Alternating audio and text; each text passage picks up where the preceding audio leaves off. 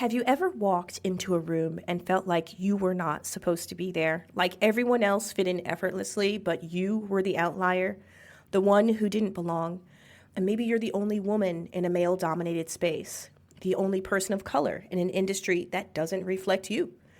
Maybe you're the oldest person in a room full of young, fast moving entrepreneurs, or the youngest person trying to be taken seriously.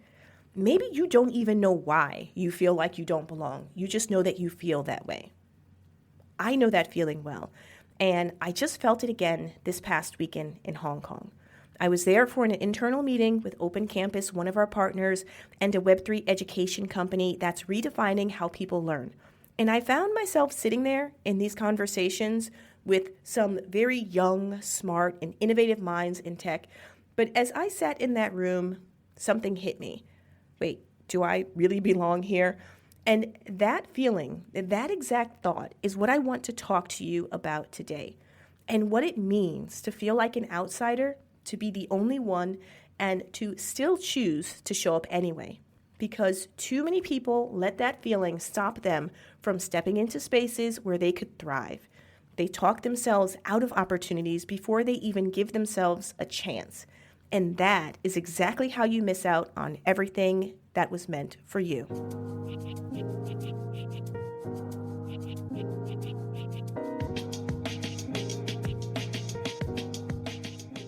So this feeling that I was just talking about, I've had this experience my whole life, walking into rooms and being the only one who looks like me, being a Black woman lawyer in industries that weren't built with me in mind, being an entrepreneur in a legal world that tells you to follow the rules and stay in your lane, dress this way, keep your hair this way, and now stepping deeper into the world of Web3, I feel it again, but in a different way.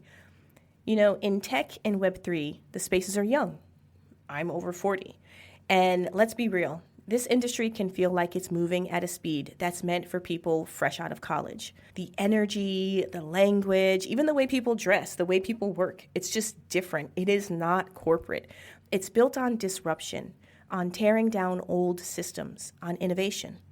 And when you don't see many people that look like yourself in a room, it's so easy to question if you should even be there. But here's the thing. If you're the only one, that doesn't mean you're in the wrong place. It means you're in the place that needs you. And that's what I realized this weekend. You know, I think this is where a lot of people get stuck. They assume that if they don't immediately fit in, they should shy back away. They shrink themselves. They decide, well, maybe this isn't for me. And they stay in spaces that feel comfortable. They stay in places where the world tells them, oh, this is where you belong. You should be here because everyone that looks like you is here, and that's where you should be. And they don't challenge those ideals. So here's the thing. Every community you see today, every industry, every innovation was built by people who did not fit in at first. The Open Campus team is full of disruptors. These are people who don't care about what's normal. They reject the idea that things have to be done a certain way. They're looking for the most effective way. They're looking for the way that brings the most impact, that resolves the most change. And that's why they're able to create change. And that brings me to this notion of the power of disruption. And that's something I saw very clearly with the Open Campus team. They're disruptors. They're not here to fit in into any existing system. They're here to break it, to rebuild it for something better. And I think that is so powerful. You know, and when I look at my own journey, I realize that's what I've been doing my whole life. Being a lawyer, I never felt the traditional mold. I remember showing up at work in Connecticut and, you know, just walking into this old traditional law firm. Being a Black woman, I was a mother of 2 at the time. I had both of my kids during law school. I spoke Chinese. I was just different.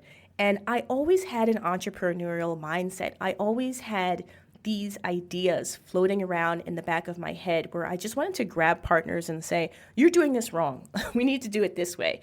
And why am I even, can't you guys see that this is the wrong way to do it? But even they had been conditioned to do things a certain way. And when you've been practicing law for 20, 25 years, You're not really open to doing things differently. But I always knew I wanted to do things differently. And that's why I've been able to build what I have now, because I stopped trying to fit into a system that wasn't meant for me, and I started creating my own. That's what we all have to do in Web3, in business, and in life. There's no difference between any of those. We got to stop looking for permission, and we have to stop waiting to be invited to the table and just build the damn table ourselves. I think this is what Open Campus represents.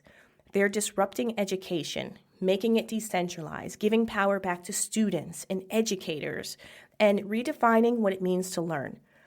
But to be part of something like that, you have to be willing to reject the status quo.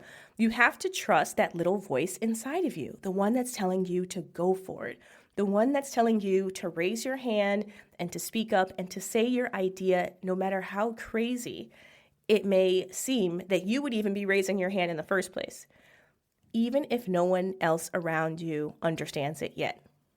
I must say, there's another side to this too. It's the fear of not fitting in.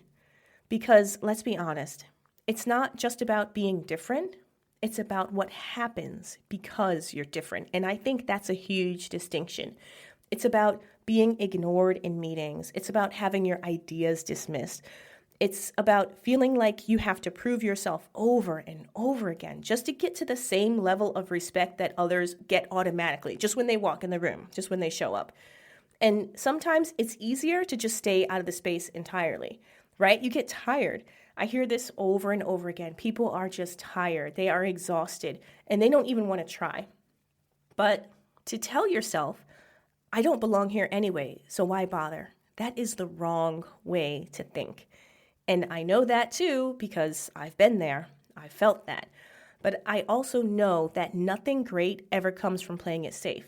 Like, for sure, I felt that with every decision I've made in my life. Starting back with, like I said, having children during law school. Who does that, right? Traveling the world, traveling to China. And I was the first person in my family to even go to Asia. And I experienced so much pushback from my family at the time. No one understood why I was doing what I was doing, and I was not playing it safe. And I have never played it safe when I look back at my life. I never have. But the people who create the biggest impact are the ones who push through that discomfort. And it doesn't matter where the discomfort is coming from. It could be coming from inside of you. It could be coming from your peer group. It could be coming from what you see on TV. Right? You may see stereotypes or images of people who look like you on TV, and you're like, oh, maybe I'm supposed to do that. That looks cool. Well, maybe you're not, right? Look, I love rap, but I am not acting like Cardi B or Megan Thee Stallion. I am not, right? And I don't want my daughters to. So it's really about being brave enough to stand up and say, yeah, but that's not me. And that's where you start to find your voice, and that's when you start to feel comfortable saying, I'm here and I have something to say. Because if you don't take up space, trust me, someone else will. And if you don't chase the opportunities that scare you, you will never know what could have been. So I want to ask you, where in your life have you held yourself back because you felt like you didn't belong? I know it's a scary question. Is it in your career? Is it in a new industry you've been too afraid to step into? Is it the business you want to start but keep delaying because you don't see people like you doing it? Because if I've learned anything, it's this. You don't have to fit in everywhere. You just have to find the right places where your uniqueness is the exact thing that's missing. Maybe that means joining a Web3 community. I don't know. Maybe it means finally starting that business. Maybe that means showing up in rooms where you don't see anyone like you yet until you step in. Because what if you're meant to be the first? What if you are meant to be the one who makes it easier for the next person? Remember, it's not always all about us. And I, of all people, I have a hard time coming to that realization. It's not always about me. Sometimes I'm doing stuff and it's not about an immediate payback for me. It's about showing up so someone else who maybe doesn't have that courage, who maybe needs a bit of a push, can be like, oh, she's there. She's a mom. She's got 4 kids. That's crazy. Maybe I can step in and do something similar, right? Look, at the end of the day, the people who succeed in life, in business, in innovation, are the ones who don't wait for permission. They're the ones who stop looking for a seat at the table and start building their own. And that's what I saw in Hong Kong. And that's what I want you to embrace in your own journey. So today, I want you to do one thing. Take one small step toward that thing you've been afraid to claim as your own. Reach out to someone in the space, join a community, join our community, join ByteBow, right? Anything, but just start learning, start engaging, start showing up. Because the truth is, you don't need to fit in everywhere. You just need to find the right place where your uniqueness is the exact thing that's missing. Guys, I thank you so much for listening, and I appreciate each and every one of you. If this episode spoke to you, send me a message, share it. Let's keep this conversation going. And I'll see you the next time on The Jamelia Greer Show.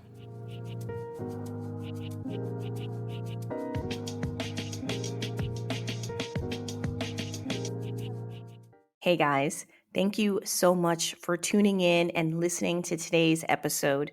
You know, I appreciate when you guys tune in and the time that you take to listen to the show and support us.